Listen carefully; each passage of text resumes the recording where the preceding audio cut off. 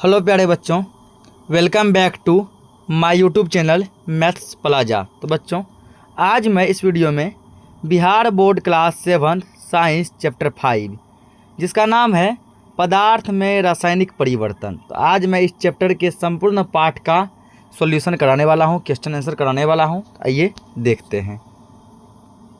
तो यहाँ पर देखिए कि अभ्यास में पहला क्वेश्चन कर रहा है, निम्नलिखित कथनों में रिक्त स्थानों की पूर्ति कीजिए। खाली स्थान को क्या करना है, भरना है। ठीक है, खाली जगह को क्या करना है, भरना है। जैसे पहला क्वेश्चन है, डैश गैस सुलगती हुई दिया सलाई के जलने में मदद देती है। ठीक है, कौन सा गैस जब सुलगती है तो दिया सलाई के जलने में क्या करती है, मदद करती है। तो वो गैस है ऑक्सीजन। कौन सा गैस है, ऑक्सीजन गैस है। क्या क्या हो जाएगा, ऑक्सीजन हो जाएगा। अगला, डैश परिवर्तन में नए पदार्थ का निर्माण होता है। तो याद रखिएगा कि रासायनिक परिवर्तन में नए पदार्थ का निर्माण होता है। अगला क्वेश्चन है, खाने के सोडे का रासायनिक नाम डैश है। तो खाने के सोडे का रासायनिक नाम क्या है, सोडियम बाइकार्बोनेट। क्या नाम है, सोडियम बाइकार्बोनेट। अगला है, जब कार्बन डाइऑक्साइड को चूने के पानी में प्रवाहित किया जाता है तो यह डैश के बनने के कारण, ठीक है ना, दुधिया हो जाता है। तो क्या बनने के कारण, कैल्शियम कार्बोनेट के बनने के कारण ये क्या हो जाता है, दुधिया हो जाता है। ठीक है ना। अगला क्वेश्चन है, निम्नलिखित प्रक्रिया के अंतर्गत होने वाले परिवर्तन को भौतिक अथवा रासायनिक परिवर्तन में वर्गीकृत कीजिए। मतलब बताना है कौन कौन सा जो है रासायनिक परिवर्तन है, कौन कौन सा भौतिक परिवर्तन है। ठीक है ना, ये क्या करना, बताना है। तो पहला जैसे है,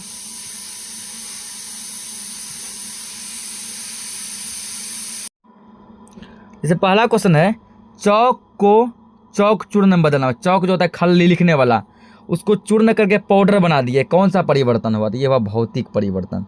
कौन सा परिवर्तन, भौतिक परिवर्तन। अगला, मोम का पिघलना, ये कौन सा परिवर्तन है, तो ये भी भौतिक परिवर्तन है। मोम का पिघलना कौन सा परिवर्तन है, भौतिक परिवर्तन। नेक्स्ट क्वेश्चन है, भोजन का पाचन। हम लोग जो भोजन खाते हैं तो भोजन का पचना कौन सा परिवर्तन है, ये है रासायनिक परिवर्तन। प्रकाश संश्लेषण, ठीक है, पेड़ पौधे में जो प्रकाश संश्लेषण की क्रिया होती है, ये कौन सा परिवर्तन है, तो ये है रासायनिक परिवर्तन। अगला है, एल्युमिनियम के टुकड़े को पीट कर उसका पत्तल बना लेना। ठीक है, एल्युमिनियम को पीट के क्या करना होगा, उसका टीना जैसा पत्थर बना लेना। ये कौन सा परिवर्तन है, भौतिक परिवर्तन। जल में शक्कर का घुलना, जल में शक्कर का घुलना कैसा परिवर्तन है, तो ये भी है भौतिक परिवर्तन। अगला, रवाकरण द्वारा शुद्ध जल प्राप्त करना। तो रवाकरण द्वारा शुद्ध जल प्राप्त करना ये कैसा परिवर्तन है, तो ये है रासायनिक परिवर्तन। कैसा परिवर्तन, रासायनिक परिवर्तन। अगला क्वेश्चन का 3 नंबर, बताइए कि निम्नलिखित कथन सत्य है अथवा असत्य। यदि कथन असत्य हो तो उसे सही करके लिखिए। क्वेश्चन है अब कि लकड़ी के लट्टे को टुकड़े में काटना एक रासायनिक परिवर्तन है, नहीं, ये बात गलत है। ये बात क्या है, गलत है। ये क्या है, एक भौतिक परिवर्तन है, इसलिए यह असत्य है। क्या है, असत्य है। अगला, पत्तियों से खाद का बनना एक भौतिक परिवर्तन है, नहीं, ये रासायनिक परिवर्तन है, ये भी असत्य है। अगला, जस्ता लेपित लोहे के पाइपों में आसानी से जंग नहीं लगती है। जस्ता ने जिंक, यदि लोहे के पाइप में जिंक को लेप दिया जाए तो जंग आसानी से नहीं लगता है, तो ये बात सही है, यानी सत्य है। अगला, मैग्नीशियम के फीते को मोमबत्ती की लौ के पास ले जाने पर यह चमकदार श्वेत प्रकाश उत्पन्न करती है, तो ये बात भी सत्य है। अगला, मैग्नीशियम ऑक्साइड के जलीय विलयन अम्लीय होता है, नहीं, क्षारीय होता है। ठीक है ना, ये बात असत्य है। अगला क्वेश्चन है, क्या होता है जब, ठीक है ना, क्या होता है जब सिरका में इनो डालते हैं तो कार्बन डाइऑक्साइड और अन्य पदार्थ प्राप्त होते हैं। ठीक है ना, क्या होता है जब, तो इसका क्वेश्चन आप लोग जो है लिख लीजिएगा। क्वेश्चन यहाँ पे नहीं दिया गया, क्वेश्चन आपके बुक में होगा। क्वेश्चन ऐसा हो सकता है कि सिरका में जब इनो डालते हैं तो क्या होता है, तो सिरका में जब इनो डालते हैं तो कार्बन डाइऑक्साइड और अन्य पदार्थ बनते हैं।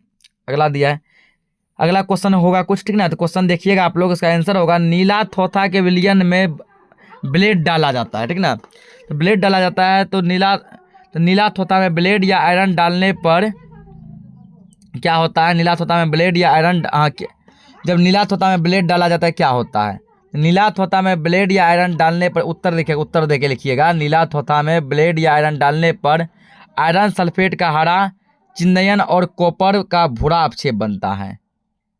अगला दिया है लोहे के तावा को नमी युक्त वायु में रखते हैं तो क्या होता है।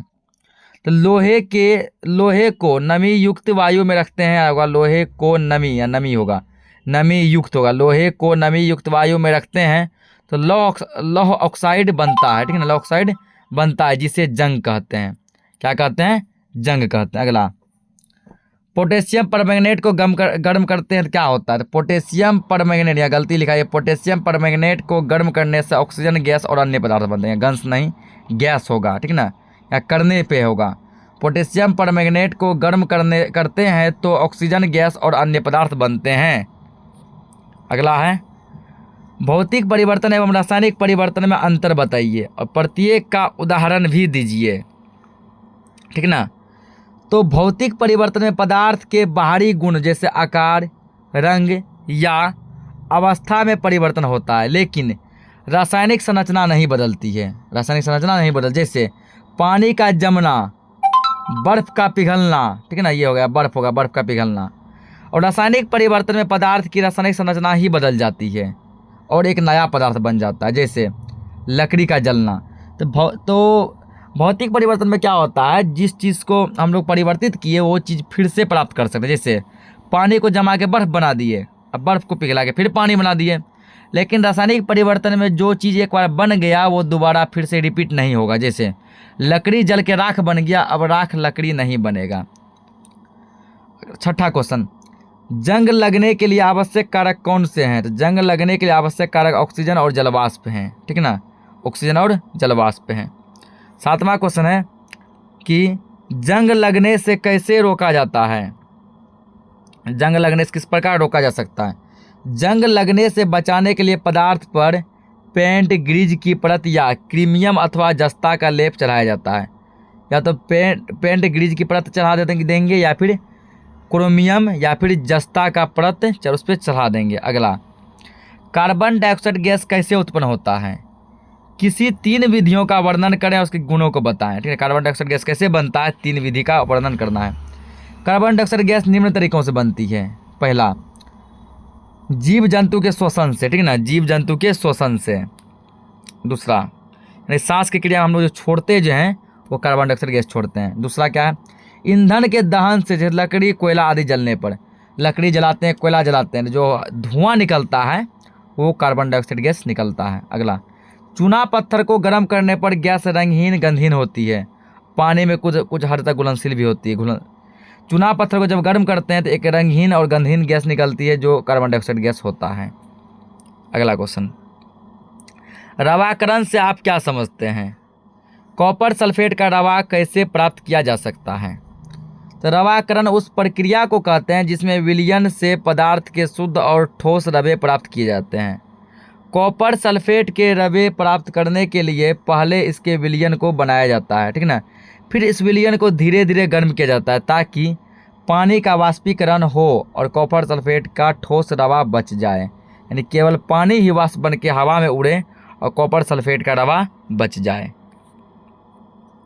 अगला करें, ऑक्सीजन गैस बनाने की विधि का वर्णन करें और इसके गुणों का भी वर्णन करें। यानी ऑक्सीजन गैस कैसे बनता है इसका पूरा वर्णन करना है, व्याख्या करना है।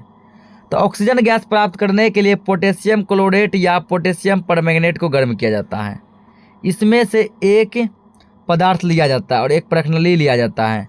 परखनली को गर्म किया जाता है तो ऑक्सीजन गैस उत्पन्न हो जाती है और बुलबुले के रूप में आती है। ऑक्सीजन गैस कैसा आता है, बुलबुले के रूप में। यह गैस रंगहीन होता है, यानी कोई रंग नहीं होता, गंधहीन होता है और अग्नि को प्रज्वलित करने वाली होती है, यानी आग को जलने में हेल्प करता है। अगला क्वेश्चन, अगला है, यूरिया के रवे कैसे प्राप्त किए जाते हैं, वर्णन कीजिए। यूरिया का रवा कैसे प्राप्त होगा पूरा एक्सप्लेन करना है। तो यूरिया के धातु के लवण को गर्म किया जाता है ताकि वह गल कर चिपचिपा हो जाए, ठीक है ना, गल के कैसा हो जाए, चिपचिपा हो जाए। फिर इसमें कुछ मात्रा में बालू के कण मिला दिए जाते हैं। जब यह मिश्रण ठंडा हो जाता है तो यूरिया के चिपचिपे से अलग हो जाते हैं। इस प्रकार यूरिया के रवे प्राप्त किए जाते हैं।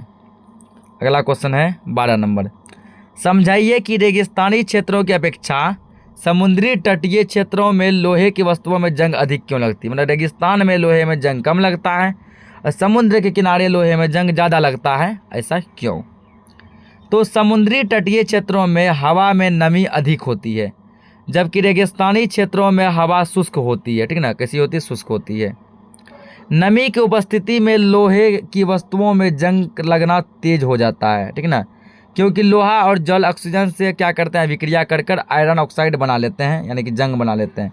शुष्क हवा में यह प्रक्रिया नहीं होती, यानी धीमी होती है। अगला क्वेश्चन है, लास्ट क्वेश्चन। आप कैसे दिखाएंगे कि दही का जमा एक रासायनिक प्रक्रिया है। मतलब कि दही का जमना एक रासायनिक अभिक्रिया है, इसको हम लोग कैसे प्रूफ करेंगे। तो दही का बनना एक रासायनिक परिवर्तन है, क्योंकि दूध में पाए जाने वाले लैक्टोज शर्करा को लैक्टिक अम्ल में परिवर्तित कर देता है, जिससे दही बन जाती है। इसमें दूध की रासायनिक संरचना ही बदल जाती है, यह वापस दूध नहीं बन सकता है। साथ ही कुछ दिनों बाद गैस उत्पन्न हो जाती है और दही खट्टा भी हो जाता है। इस प्रकार हम कह सकते हैं यह एक रासायनिक परिवर्तन है। इस प्रकार ये पूरा चैप्टर खत्म हो गया। मिलते हैं हम लोग नेक्स्ट चैप्टर में, तब तक के लिए जय हिंद, जय भारत, वंदे मातरम।